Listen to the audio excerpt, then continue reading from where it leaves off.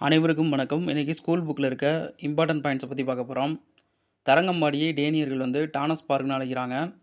சீகன் பால்கு என்பவரை டென்மார்க்கின் அரசர் இந்தியாவுக்கு அனுப்புறாரு. அவர் தரங்கம்பாடியில ஒரு பிரிண்டிங் பிரஸ் நிறுவியிருப்பாரு.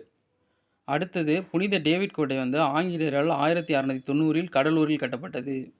இது எப்படி கொஸ்டின் கேட்பாங்கன்னு பார்த்தீங்கன்னா, புனித டேவிட் கோட்டை எங்கு கட்டப்பட்டது? யாரால் எந்த ஆண்டு கட்டப்பட்டது? அப்படின்னு கொஸ்டின் கேட்கறதுக்கு வாய்ப்பு இருக்கு. ஜார்ஜ் வில்லியம் ஃபாரஸ்ட் என்பவர் இந்திய தேசிய ஆவண காப்பகத்தின் தந்தை என அழைக்கப்படுகிறார்.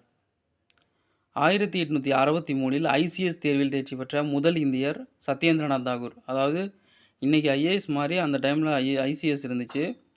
அதில் முதல் இந்தியராக சத்யேந்திரநாத் தாகூர் தேர்ச்சி பெறாரு.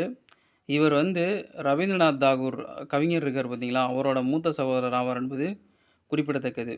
இது போன்ற தகவல்களை தொடர்ந்து பெற நம்ம சேனலை சப்ஸ்கிரைப் பண்ணுங்கள், லைக் பண்ணுங்கள், கமெண்ட் பண்ணுங்கள். தேங்க்யூ ஃபார் வாட்சிங்.